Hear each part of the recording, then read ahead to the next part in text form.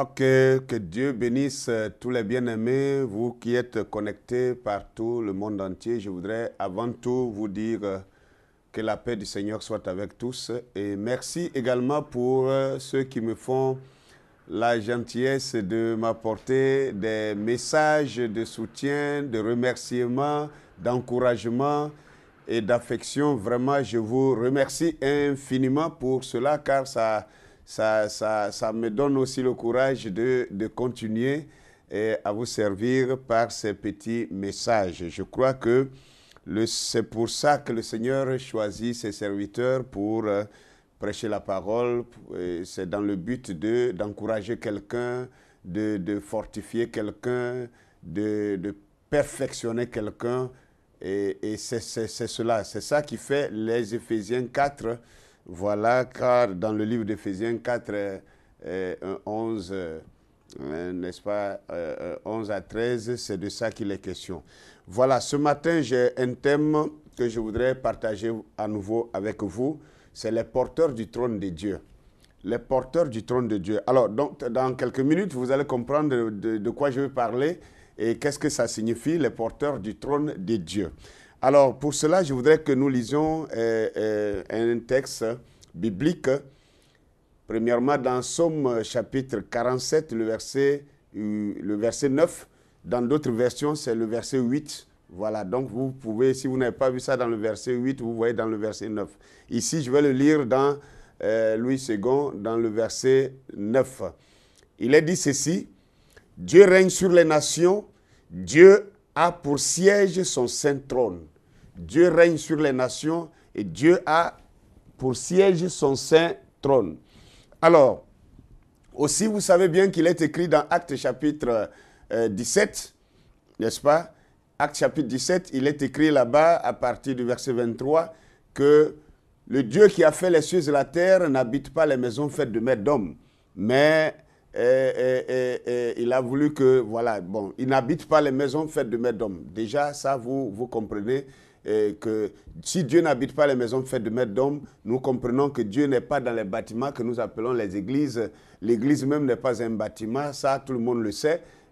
Du moins, pour ceux qui sont les véritables croyants, savent que l'église du Seigneur, ce n'est pas le bâtiment. Les bâtiments que nous construisons pour nous rassembler afin de pouvoir célébrer le Seigneur, ce n'est que les endroits, les lieux de rassemblement de l'Église. C'est l'Église qui se rassemble dans les bâtiments pour adorer le Seigneur. Mais l'Église elle-même n'est pas le bâtiment. L'Église, c'est l'ensemble des croyants. L'Église, c'est toi, c'est moi, c'est tous ceux qui ont cru au Seigneur et qui vivent une vie de service pour sa gloire. C'est ceux-là qu'on appelle l'Église du Seigneur. Alors donc, ici, je veux parler des porteurs du trône de Dieu. Vous savez bien que le trône, quand on parle du trône de Dieu, quand on parle de trône, généralement, un trône, tout le monde pense à un siège, un fauteuil sur lequel un roi est assis. Voilà, et un trône matériel, un trône physique sur lequel un roi est assis et pour donner des ordres. Et donc, quand on parle du trône de Dieu, et chacun s'imagine une chaise royale, un fauteuil royal, et architecturellement constitué, et sur lequel le Seigneur serait assis dans une robe gaillarde et gigantesque, avec une grande barbe et tout ça. Et bon, entre guillemets, comme on nous a fait croire que Dieu était blanc. Maintenant, nous savons que Dieu est noir. Voilà. Et ça aussi, c'est important de le dire. Alors, il ne s'agit pas de ça. Le trône de Dieu, si nous voulons le comprendre, la Bible dit que Dieu siège sur les nations et que Dieu a pour siège, n'est-ce pas, son saint trône. Donc, nous allons connaître le saint trône de Dieu et comment Dieu siège sur son saint trône. Déjà, quand il donne un aperçu ici que Dieu règne sur les nations, il règne sur les nations et Dieu a pour siège son saint trône. Donc, sur les nations, ce sont les foules, les peuples, les langues, n'est-ce pas, etc., etc. Alors, maintenant, pour avancer un peu mieux, comme nous avons clarifié le fait que Dieu n'habite pas les maisons faites de mains d'hommes, donc ce qui voudrait dire que Dieu ne s'assoit pas sur un siège fait de mains d'hommes non plus. Voilà, Dieu ne s'assoit pas sur un fauteuil comme celui sur lequel moi je suis assis. Ce n'est pas une sorte de fauteuil comme celui-ci. Dieu est assis sur son saint trône. Bien, dans Matthieu chapitre 3, nous voyons au verset 17 précisément que le Seigneur Jésus, après son baptême, quand il sortira de l'eau et que le Saint-Esprit va se manifester comme une colombe, parce qu'il est dit comme une colombe. Ça ne veut pas dire que le Saint-Esprit est un oiseau, est une colombe. Non. Mais le Saint-Esprit s'est mouvementé à peu près comme une colombe et est descendu dans l'homme appelé Jésus qui venait d'être baptisé d'eau. Alors donc, une voix a retenti du ciel en disant ceci: celui-ci est mon fils bien-aimé en qui il me plaît de demeurer. Celui-ci est mon fils bien-aimé en qui il me plaît de demeurer. Ok. Donc, le trône de Dieu, le siège de Dieu, l'habitation de Dieu. Vous allez comprendre que si Dieu n'habite pas les maisons faites de mains d'hommes, donc Dieu habite certainement dans des maisons ou dans la maison que lui-même, ses propres mains ont confectionnées.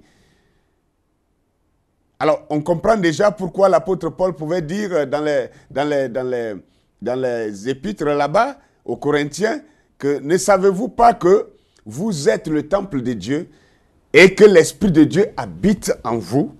Donc, nous croyants, nous sommes le temple de Dieu et l'Esprit de Dieu habite en nous. Ça déjà, c'est quelque chose qui fait basculer la pensée complètement ailleurs pour ne pas que nous pensions encore que Dieu serait au Vatican dans une grande basilique qui aurait été édifiée en son nom, ou dans la cathédrale, je ne sais pas, de Paris, ou de Lourdes, je ne sais pas où. Dieu n'est pas dans les bâtiments. Dieu est dans des individus. Maintenant, l'individu lui-même est un temple de Dieu. L'individu lui-même est une maison de Dieu.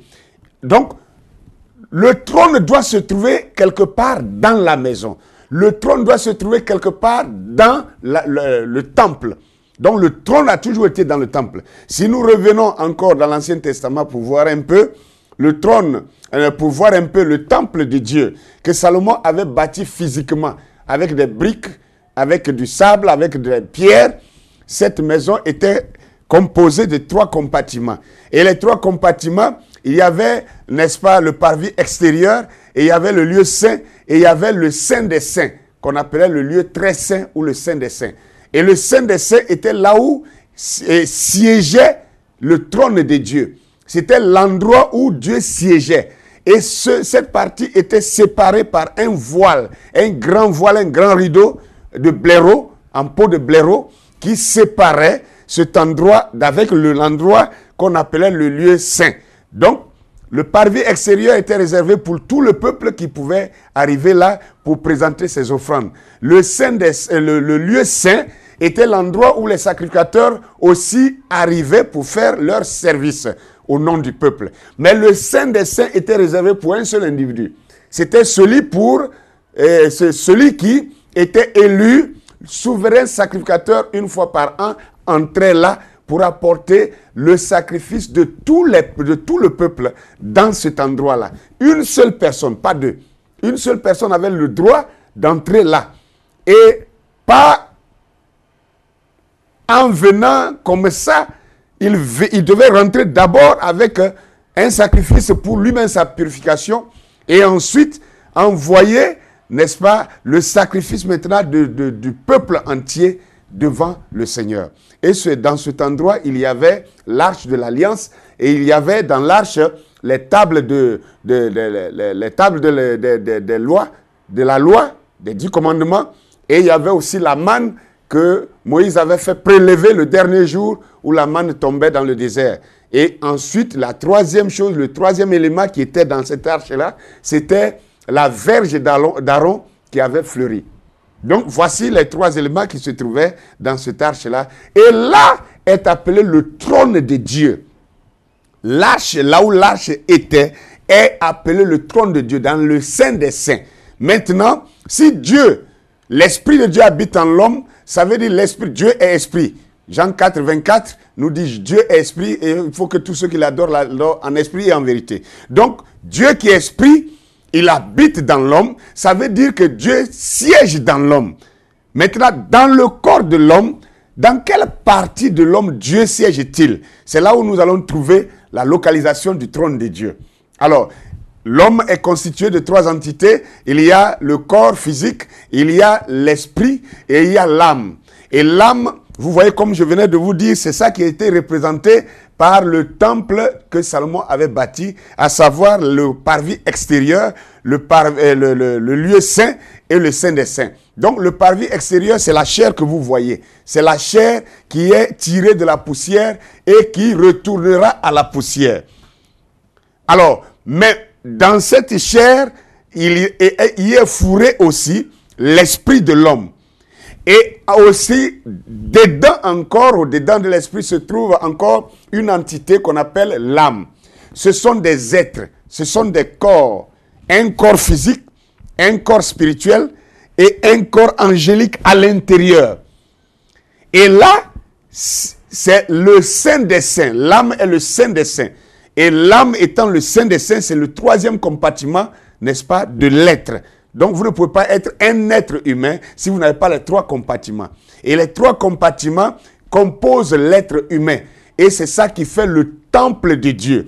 Et c'est ça qui fait la maison de Dieu. Et vous voyez que l'homme n'est pas une confection des mains humaines. L'homme est une création de Dieu. C'est une créature divine. C'est Dieu lui-même de ses propres mains qui a confectionné l'homme. Donc, c'est pourquoi il a dit que Dieu n'habite pas les maisons faites de mains d'hommes. Il habite dans des êtres. Voilà. Parce que Dieu est le seul qui a créé les êtres vivants. Donc, nous commençons à approcher maintenant la chose. Alors, vous voyez que le trône doit être dans le Saint des Saints. C'est comme ça que Dieu siégeait dans le temple de Salomon. Donc le trône est dans le cœur de l'homme. Alors, nous allons avancer maintenant. Je crois que j'ai fait un peu de clarté à cela. Et nous allons maintenant avancer. Nous allons prendre, que dit Malachie 4, notre saint prophète de ce dernier temps. Il le dit dans le voile intérieur, un sermon prêché le 21 janvier 1956 à la citation 69. Et je ne vais pas lire toute la citation, je vais prendre l'essentiel pour qu'on gagne en temps. Il dit ici, dans cette citation, il le dit, le monde extérieur, toutes les choses du monde sont mortes. C'est-à-dire, il parle d'un chrétien. Et quelqu'un qui croit au Seigneur Jésus-Christ, dès qu'il croit en la parole de Dieu, le monde extérieur, toutes les choses du monde sont mortes pour lui. Et il est caché en Dieu. Son cœur est devenu le trône de Dieu. Il dit son cœur est devenu le trône de Dieu. Dieu lui a donné un esprit nouveau et il l'a fait entrer derrière le voile et alors il le nourrit de la manne chaque jour à partir de l'homère d'or et qui est placé dans le lieu très saint. Je crois que il n'y a pas plus clair que ça. Alors le prophète de Dieu nous montre maintenant que quand un homme prend position pour Jésus-Christ, quand un homme prend position pour la parole de Dieu, quand un homme prend la position pour la foi en Dieu, alors les choses du monde sont derrière lui, le monde est à l'extérieur, c'est-à-dire il abandonne le monde et il passe d'un monde à un autre monde, parce que le ciel aussi est un monde. Seulement que le monde physique dans lequel nous vivons, ce monde-là est traduit en grec par le mot cosmos. Le cosmos, c'est l'atmosphère polluée, c'est l'atmosphère pervertie, c'est l'atmosphère des maladies, de tous les maux dans lesquels nous sommes ici. Mais le ciel, les lieux célestes, c'est aussi un monde fourré dans ce monde-là que nous ne voyons pas. Et c'est un monde invisible, mais c'est un monde d'une réalité de vie avec des corps aussi qui sont adaptés à ce monde-là et qui vivent comme vous et moi, hommes et femmes, qui vivent et qui se voient, qui se touchent, qui se parlent, qui s'aiment, qui échangent, qui fraternisent. C'est un monde. Maintenant, il dit que cet homme-là Le monde est mort. Quand il croit en Dieu, le monde est mort pour lui. Et il est caché en Dieu. Et son cœur est devenu le trône de Dieu. Ça, c'est clair. Son cœur, le cœur de cet homme, le troisième compartiment de l'être humain est le trône. Pas n'importe qui, l'être humain qui a cru en la parole de Dieu. Alors son cœur devient le trône de Dieu. Son cœur devient le lieu, le siège de Dieu.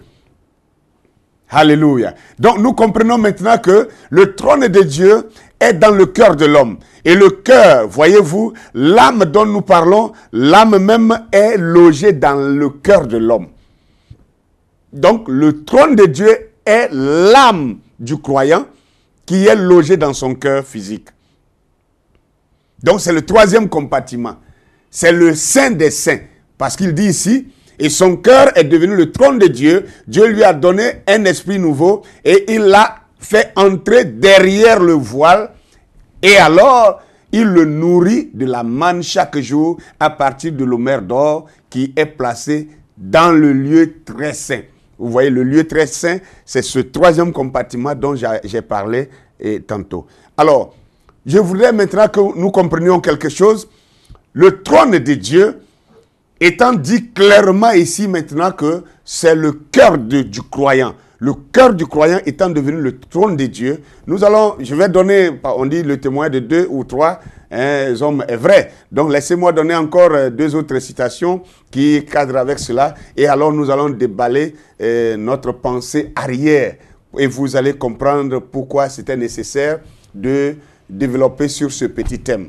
Alors, dans l'agneau et la colombe, prêché le 25 mars 1957, à la citation 26, Malachi 4, le prophète du temps de la fin, nous dira ceci, à la citation 26, comme je l'ai dit.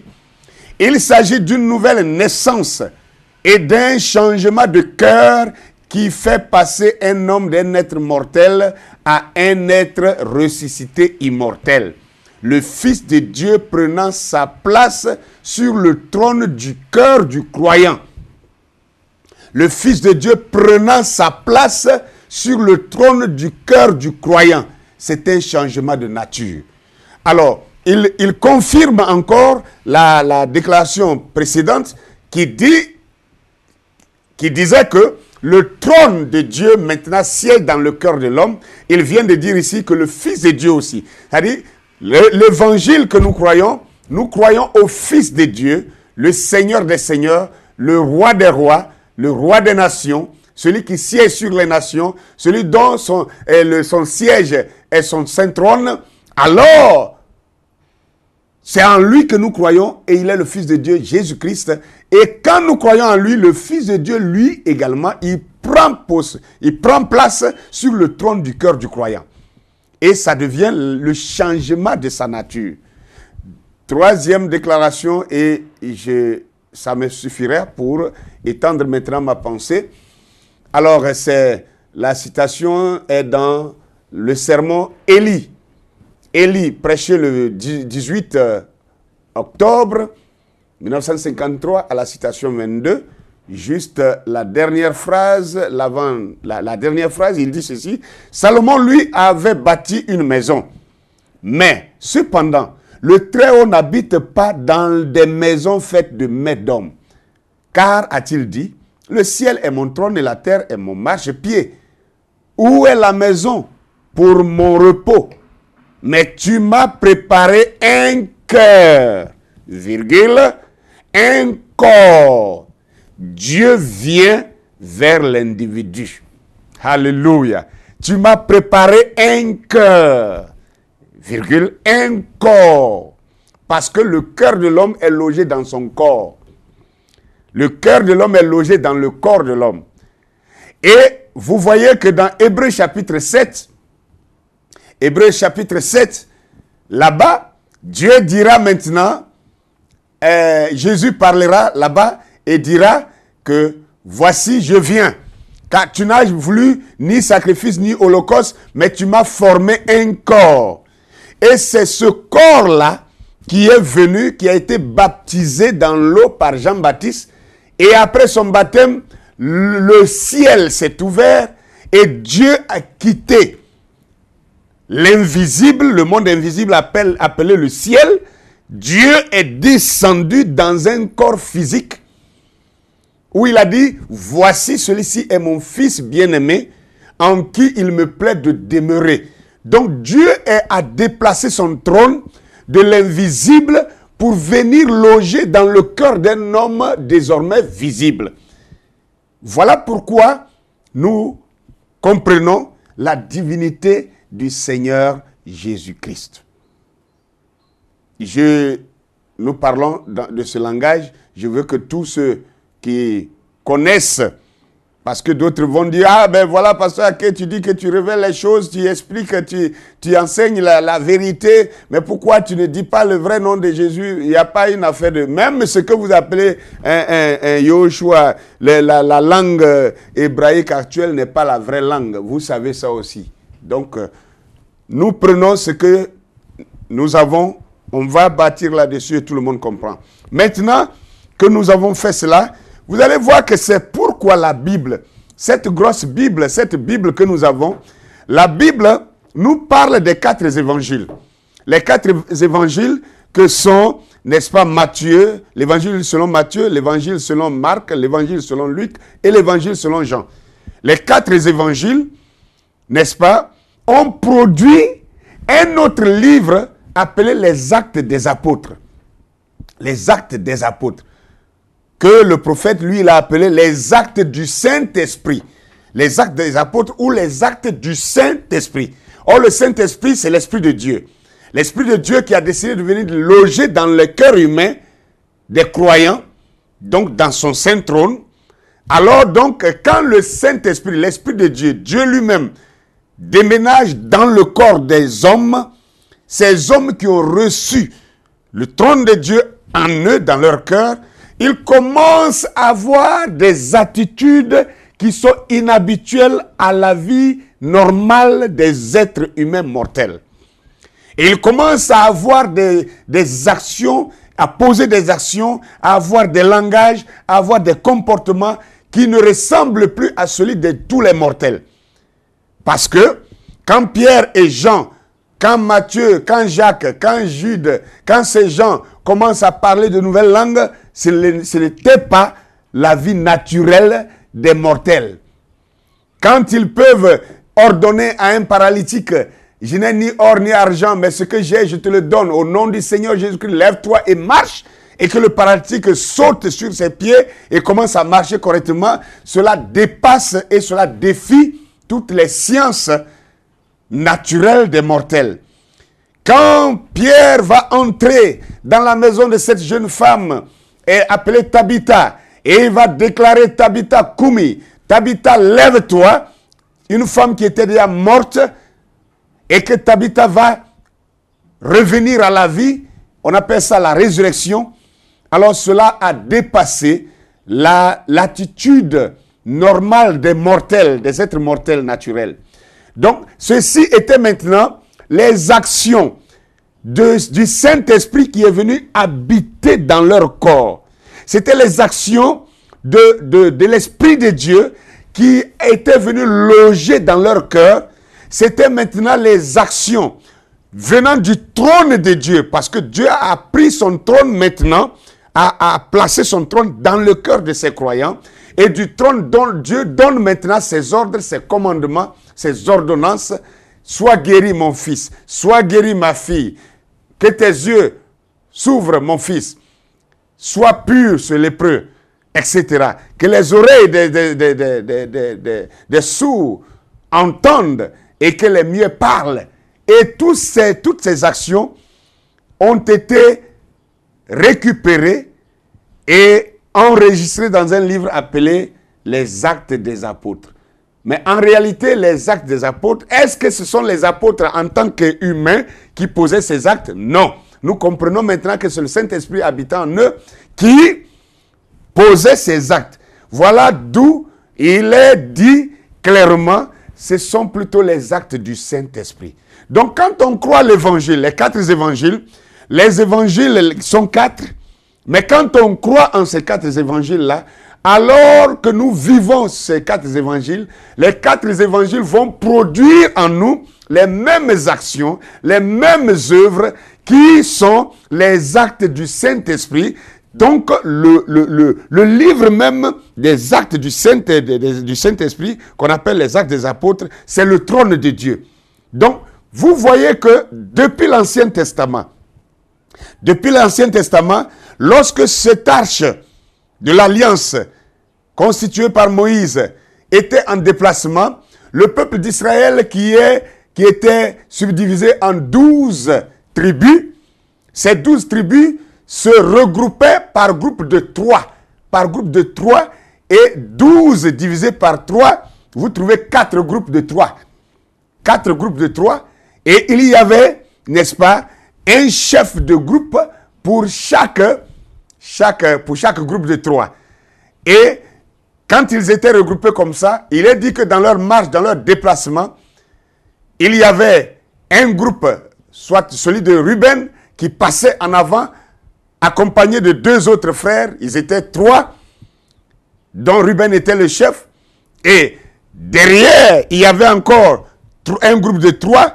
À gauche, il y avait un groupe de 3. À droite, il y avait un groupe de 3. Donc, vous allez voir que le trône, qui était l'arche de l'Alliance, porté par les sacrificateurs, était entouré de 4 groupes de 3 tribus. 4 groupes de 3 tribus, chacun, qui formaient les 12 tribus d'Israël. Et vous voyez que le trône maintenant était représenté, était du moins entouré par 4 groupes qui avaient des emblèmes chacun. Le premier groupe, celui de Ruben qui était en avant, il avait un emblème et son emblème c'était le lion. Et le groupe qui était de l'autre côté avait un emblème et son emblème c'était le veau. Celui qui était derrière avait un emblème et son emblème c'était l'homme. Et celui qui était de l'autre côté avait un emblème et son emblème c'était l'aigle. Donc ces 4 emblèmes, nous les retrouvons dans la Bible, dans l'Apocalypse, appelés les 4 êtres vivants. Ou les 4 animaux. Les 4 animaux. Dans l'Ancien Testament, on appelait aussi les 4 animaux. Et on les appelle les 4 êtres vivants. Maintenant, ces 4 êtres vivants se trouvent être les 4 gardiens de l'arche. Ou les 4 gardiens du trône de Dieu. Voyez-vous que l'arche représente le trône de Dieu. Maintenant, les 4 onctions, les 4 êtres vivants, à savoir le lion, le veau, l'homme et l'aigle, représentent les 4 gardiens du trône de Dieu. Maintenant, je vais vous dire que ces 4 animaux, ou ces 4 emblèmes, ces 4 êtres vivants, selon Apocalypse, ce sont des onctions. Ces 4 êtres vivants représentent des onctions. Et voyez-vous maintenant que si partout le trône se déplaçait, les 4 êtres vivants étaient de ces 4 côtés de l'arche ou du trône et leur objectif était de protéger le trône. Donc, si le trône quittait l'invisible maintenant pour venir loger dans le cœur de l'homme, mon frère, ma soeur, je vais te dire ce matin que toi en qui le trône de Dieu réside maintenant, les 4 êtres vivants sont autour de toi également. Les 4 onctions doivent être autour de toi parce que leur objectif, c'est que partout le trône se trouve, eux, ils sont là pour garder ce trône-là. Maintenant, comment garde-t-il le trône? Je vais bientôt chuter par là. Comment garde-t-il le trône? Vous voyez maintenant que ces 4 êtres vivants, le lion, quel est le rôle d'un lion? Quelle est l'attitude d'un lion? Quel est le comportement d'un lion? Quelle est sa façon d'être? Le lion, comme je l'ai souvent dit, le lion n'est pas le plus puissant des animaux. Le lion n'est pas le plus fort des animaux. Le lion n'est pas le plus gros des animaux. Le lion n'est pas le plus grand des animaux. Le lion n'est pas le plus intelligent de tous les animaux. Mais pourtant, le lion, il est le roi de tous les animaux. Posons-nous la question, pourquoi? Parce que le lion, Il est roi, pas par sa force. L'éléphant est plus costaud, plus grand, plus fort que le lion et même plus intelligent que le lion. Mais quand l'éléphant voit le lion, il s'enfuit. Ça dépend de la perception de ces animaux-là. Le lion a une perception différente de tous les animaux. Le lion, quand il voit même un éléphant si vaste qu'il peut le dépasser 40 fois, un éléphant adulte peut faire 40 à 50 fois le poids d'un lion. Mais quand l'éléphant voit le lion, il dit « Hey, voilà un destructeur, voilà quelqu'un qui peut me dévorer, qui va me déchirer. Je vais fuir. » Donc, et puis il commence à fuir. Sa perception est petite comme ça, alors qu'il est vaste, il est énorme, mais il n'a pas une grande perception de lui-même. Mais tandis que le lion, quand il voit un éléphant, il a une autre perception de cela. Et il dit, ah, voici un repas qui peut rassasier toute ma famille pendant 2 semaines. Et il est prêt à se jeter sur cet énorme animal qui le dépasse de 40 fois. Donc vous voyez que le lion, c'est un dévoreur. C'est quelqu'un qui rougit pour garder son territoire. C'est quelqu'un qui éloigne ses adversaires de sa propriété. C'est quelqu'un qui sait conserver ses acquis. C'est quelqu'un qui sait protéger ses biens. C'est quelqu'un qui sait récupérer et maintenir et garder son héritage. C'est ça le lion. Et donc, quand vous avez le trône de Dieu dans votre cœur, l'onction du lion doit être là. C'est obligé. Parce que les 4 êtres vivants sont toujours autour du trône de Dieu. Et quand l'onction, quand vous avez le trône de Dieu, c'est-à-dire le Saint-Esprit descend dans votre cœur, qui est le trône de Dieu devient maintenant votre cœur, alors l'onction du lion doit être là. Et quand l'onction du lion est là, toutes les caractéristiques du lion doivent vous suivre. Vous venez de comprendre ce que je viens de dire. Le lion, c'est quelqu'un qui garde son territoire. Le lion, c'est quelqu'un qui protège ses acquis. Le lion, c'est quelqu'un qui n'a pas peur de foncer sur une proie, peu importe l'énormité de cet animal. Le lion, c'est quelqu'un qui croit qu'il peut toujours réussir, qu'il ne peut jamais perdre. Le lion, c'est quelqu'un qu'on ne peut pas vilipender, car il est aussi quelqu'un, un vengeur, qui déchire ses ennemis, qui les détruit. Le lion, c'est ça. Alors, donc, quand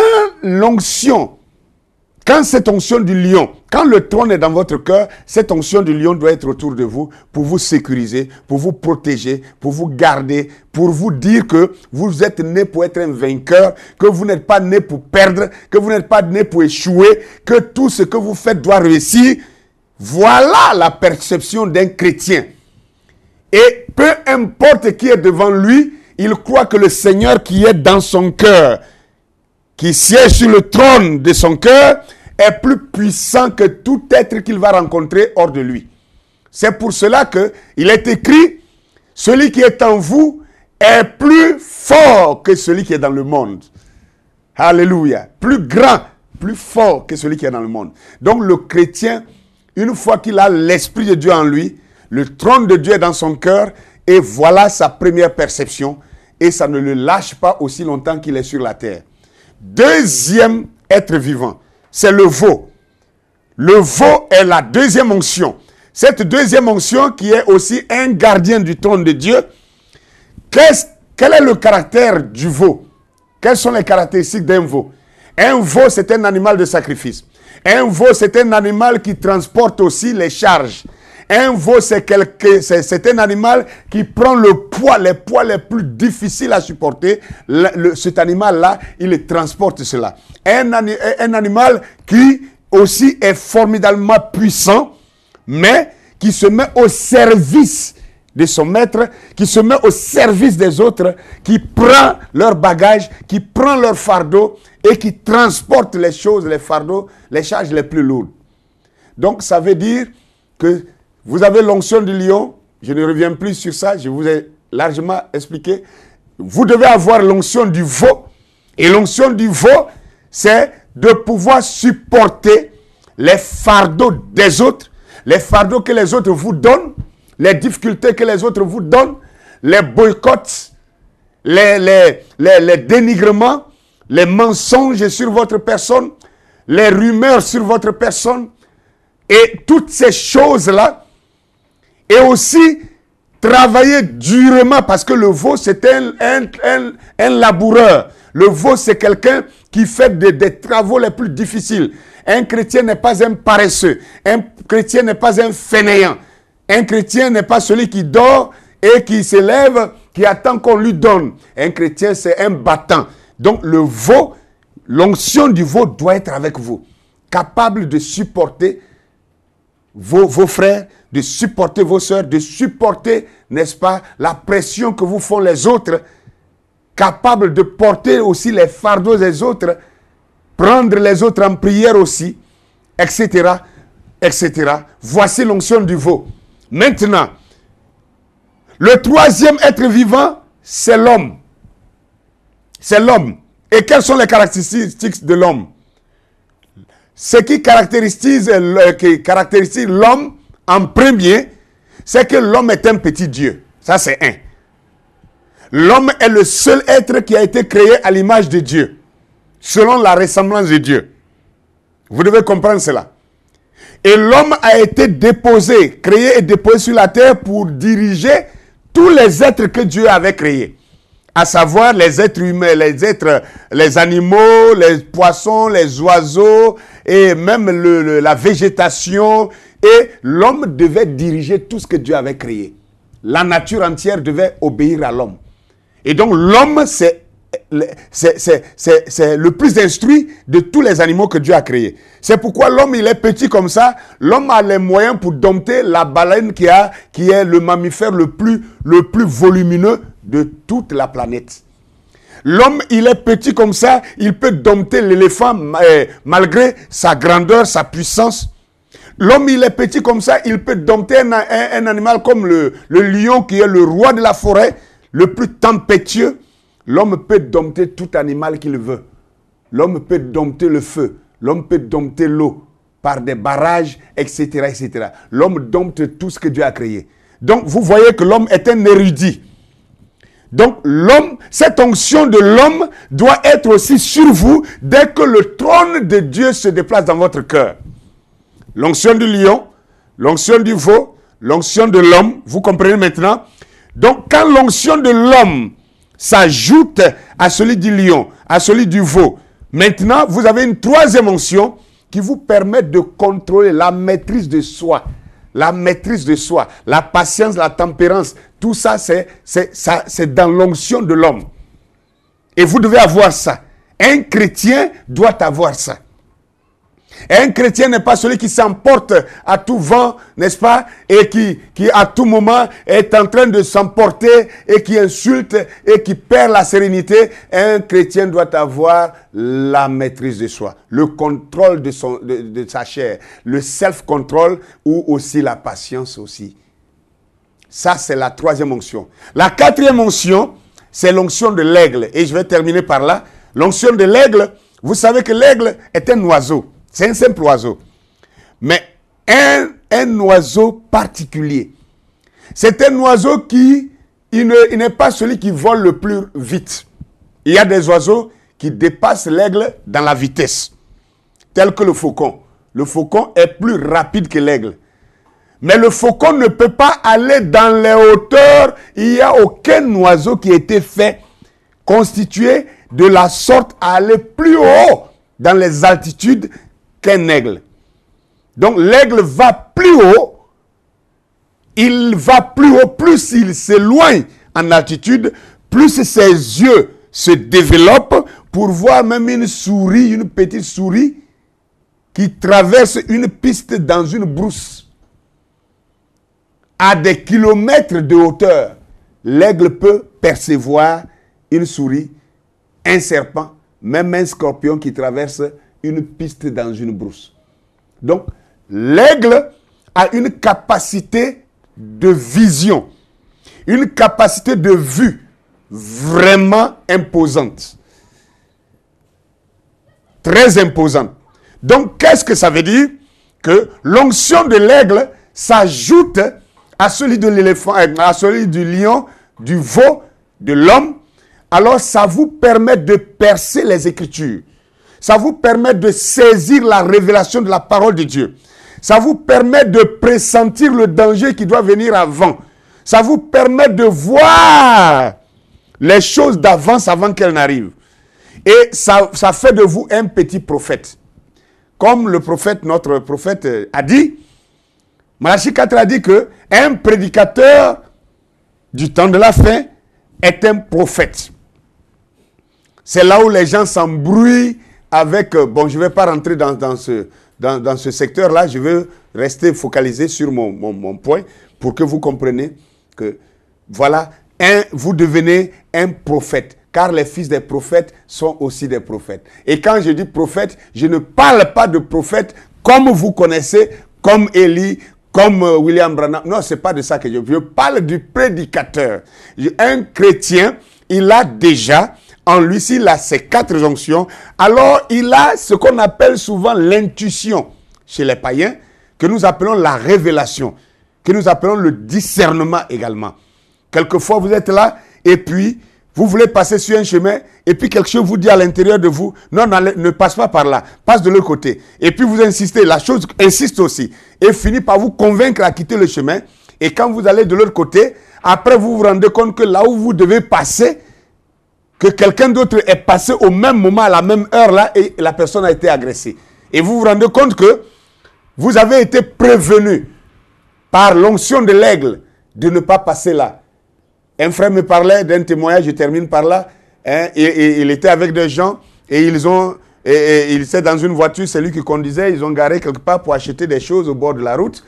Et pendant qu'ils étaient en train de discuter le prix des fruits, quelque chose lui a dit, va déplacer la voiture. Va déplacer la voiture. Oh, il a garé hors du goudron, juste à 1 mètre du goudron. Et la voix persistait, va déplacer la voiture. C'est devenu tellement fort comme un ordre. Et il a pris la clé, il a couru, il est rentré, il a déplacé, il a démarré, il a déplacé la voiture au moins de 10 mètres de la route. Et quand il a garé là-bas, et puis il est revenu, ils sont allés payer les fruits. Quand il revenait, comme il a déplacé la voiture, donc ils ont changé de trajectoire. Dès qu'ils approchaient la voiture net, un gros camion est venu ramasser des personnes qui étaient là où la voiture était garée auparavant. Alors, vous comprenez un peu? L'onction de l'aigle vous prévient des dangers. L'onction de l'aigle et ça, les non-croyants appellent ça l'intuition. Mais dans ce cas, si on peut prendre leur thème, votre intuition devient plus développée. Et vous êtes prévenus des dangers. Alors, mes frères, mes sœurs, je voulais simplement vous parler des porteurs du trône de Dieu. Parce que quand vous devenez porteur du trône de Dieu, alors vous avez tous ces bénéfices que je viens de dire, vous avez toutes ces grâces-là que je viens de dire, ça veut dire Dieu siège en vous et l'essence de Dieu commence à se développer dans vous. En vous, vous qui êtes un homme, un être vivant, en chair, vous commencez à voir, c'est là que s'ouvrent les visions, c'est là que vous avez maintenant des songes divins, c'est là que vous avez des songes divins, je voulais dire, et c'est là que vous avez, n'est-ce pas, ça vous pousse jusqu'à la guérison divine, ça vous pousse jusqu'à des prophéties, jusqu'à des parler en langue, jusqu'à les dons de l'esprit commencent à s'ouvrir à vous. Voilà pourquoi c'était nécessaire pour moi que je vous parle des porteurs du trône de Dieu, et chacun de nous a le devoir, en tant que chrétien, de poursuivre dans la foi jusqu'à ce que nous ayons reçu le baptême du Saint-Esprit, qui est le déplacement du trône de Dieu dans notre cœur. Et dès lors que le trône de Dieu entre dans notre cœur, voilà les bénéfices que nous avons. Nous avons l'onction du lion, nous avons l'onction du veau, nous avons l'onction de l'homme et nous avons l'onction de l'aigle. Les 4 êtres vivants autour du trône. Et vous voyez, l'onction du lion, ça représente l'évangile de Matthieu. L'onction du veau, ça représente l'évangile de Marc. L'onction de l'homme, ça représente l'évangile de Luc. Et l'onction de l'aigle, ça représente l'évangile de Jean. Voyez-vous, les 4 gardiens du trône. Et vous savez que Quand vous avez un trésor, Dieu a dit que nous sommes les prunelles de ses yeux. Les croyants de la parole sont les prunelles, comme les prunelles des yeux de Dieu. Alors, et vous voyez qu'on prend nos bras pour nous protéger. Quand un danger vient sur notre face, nous sommes prêts qu'on nous casse le bras et qu'on ne nous casse pas les yeux.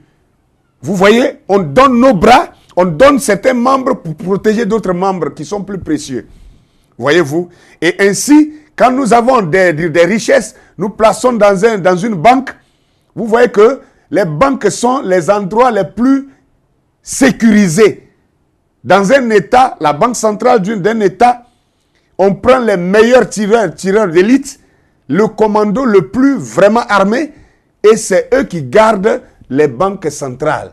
Parce que les hommes ont leur richesse, ont leur fortune dans ces endroits-là. Et si Dieu a fait de vous sa maison, si Dieu a fait de vous son temple, et que son trône siège dans votre cœur, alors que pensez-vous que Dieu ferait? Dieu prendrait les meilleurs de ses anges, les meilleurs protecteurs, les meilleurs sécurisateurs, les anges les plus puissants, les plus performants pour vous garder. Alors voici un peu ce que c'est les porteurs du trône de Dieu que j'avais voulu partager avec vous. Partagez ce message, likez, diffusez cela, donnez ça à d'autres pour que les gens puissent écouter, que leur foi s'augmente, que leur force s'accroisse et que leur assurance grandisse dans le Seigneur. Que Dieu vous bénisse et que sa paix soit avec vous. Shamwari Yakanaka.